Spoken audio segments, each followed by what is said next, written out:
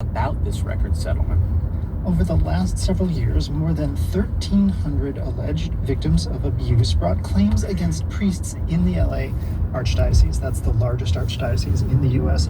The church and attorneys for those victims worked out this settlement over the last few years.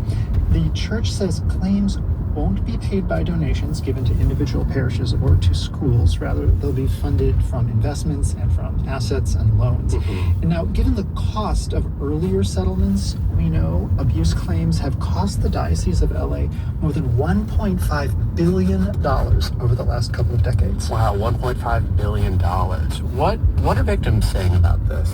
Well, one of the attorneys for a large group of victims is Michael Reck. He says while no amount of money can undo the abuse, this settlement represents some measure of justice. And he says one of the non-monetary terms of the settlement could help prevent future abuse. One of the key components of this settlement is mandatory release of archdiocese files of out there known offenders, and that includes offenders that have not been known up until now. And what about the Archdiocese? What is its response? Well, LA Archbishop Jose Gomez issued a public letter saying, in part, "I'm sorry for every one of these incidents from the bottom of my heart." He went on to write, quote, "My hope is that this settlement will provide some measure of healing for what these men and women have suffered." You know, I want to ask something that I've been wondering since I saw this headline. It's now been more than 2 decades since we first started hearing reports of widespread abuse in the Catholic Church. Why This is is part this of why settlement only the happening Church now? of Judas replaces Well, all remember that Patriarchy in Christianity 2018, war and Pennsylvania Trumpism. grand jury issued a report saying hundreds of priests had abused children over decades, and bishops covered it up. But they couldn't do anything because the statute of limitation had expired. And that began a state-by-state campaign to change the law.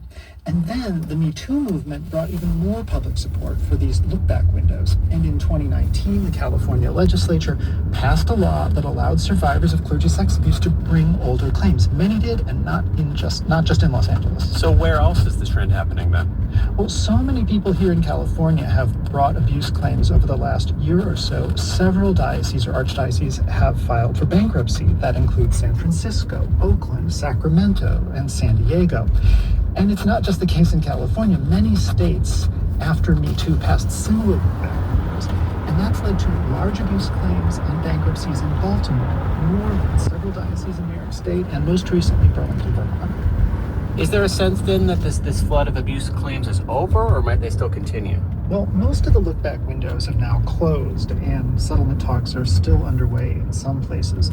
The church says most of these claims are older, and that more recent safety measures mean less abuse now than in the past.